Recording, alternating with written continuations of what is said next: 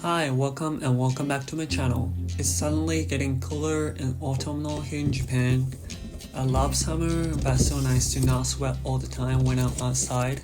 So as I mentioned in the last video, I was invited to participate in the annual postcard show called PS, previously known as Power in Numbers, at Nucleus, Portland. Original artwork must be in traditional media directly onto paper and non-digital, so I dug up some traditional stuff which I haven't used for quite some time. In fact, the last time I used the actual paint was when I created the artwork for the previous show like 3 years ago.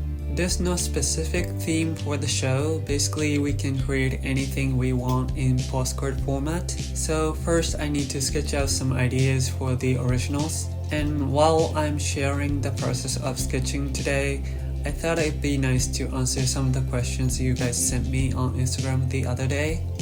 So let's get started. I studied designs for animation in art school, and I didn't know anything about the field of illustration at the time. Back then, I was working for a collaborative project with a bunch of people from school, and one of my friends who was from illustration major and also working on the project had just signed up with an illustration agency and introduced me to the world of illustration.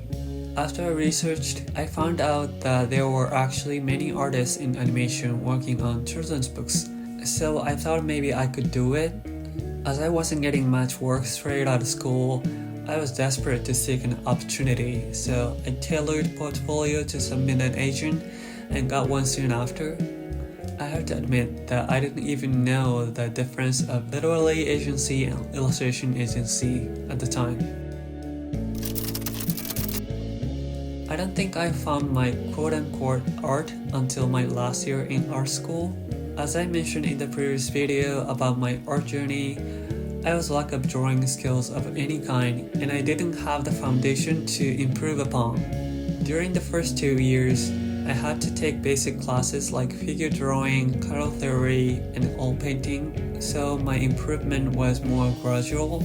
Once I felt that I could draw what I want, I spent more time on my personal project, and honestly, I was so excited to finally work on my own stuff.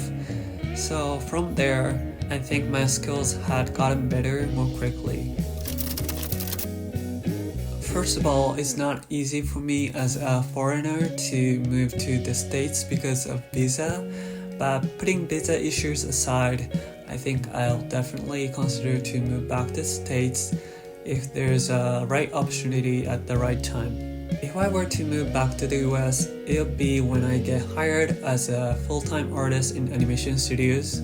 As I have been a freelance artist for my entire career, I've always wanted to work in-house and work together with my team and colleagues. It's something that I've dreamed of since forever. What I mean by the right time is that it depends on the circumstances. I'm in 30s and actually turning 34 next month. If I were in 20s, I'd grab whatever opportunity that is so fast without thinking. But as I'm getting older, I realize that I need to think about my future more realistically. For instance, my health, cost of living, and more importantly, the current economy of the industry. You probably know that in animation, most of working artists have to hop around gigs in short amount of time these days. So that concerns me in every way. I really hope we won't have to worry about that in the near future. Yeah, it has, and I think every artist in the entertainment and publishing industries probably has had the same feeling when they started out. Fortunately, I graduated from art school debt-free thanks to my parents, but even so, the first couple of years after the graduation was a bumping road financially. I didn't get work straight out of school, so I said yes to almost every opportunity that came my way back then. Some of them lowballed me since I was a newbie, but I was eager to break into the work environment, and I have no regret because it all worked out nicely eventually. Now that I think about it, getting an agent right after graduation was the best move to this day. even though I didn't get much work through the agency the first year, but after that the project came into my way more constantly, which gave me a bit of more stability in finance. So from my experience, I think branching out might be a great way to support yourself financially. I say go for it, just make videos that you want to make. There's no right way to do it when it comes to YouTube, so just be authentic to yourself. I have client work in animation and publishing, so that's my priority and always will be.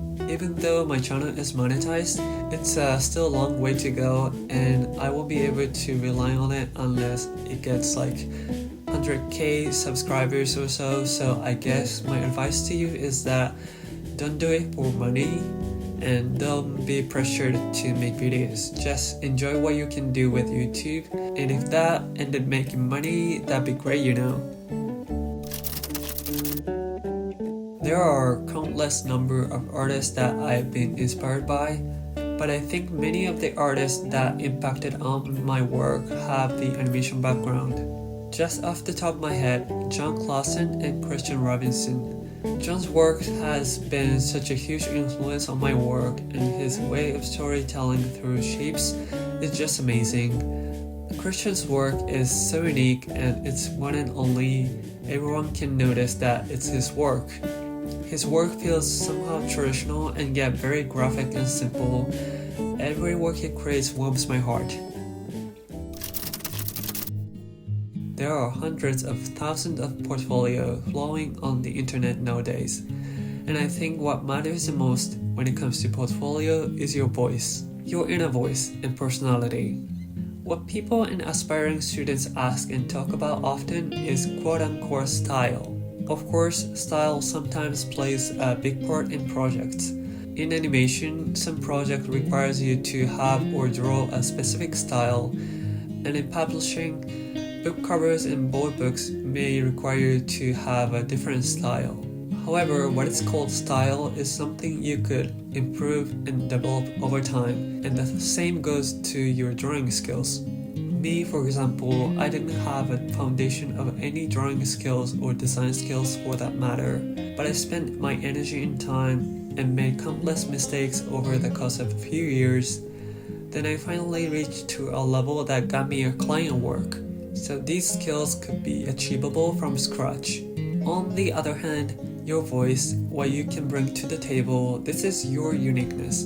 It's not something that other people can steal from you. It's based on your experience, life experience that you built up throughout your life so far. This is what differentiates you from other artists, and this is how your work stands out among others. So I suggest be authentic to yourself and cherish your life and memory. The work you put in your portfolio could be based on your personal story, which would often draw a great attention. So focus on storytelling, and most importantly, have fun. Alright, that's it for today. Thank you for watching, and again, thanks so much for sending me the questions. If you have any comments or questions, feel free to leave in the comment below. If you are new and haven't subscribed to the channel yet, you're more than welcome to. So yeah, I'll see you guys next one. Bye.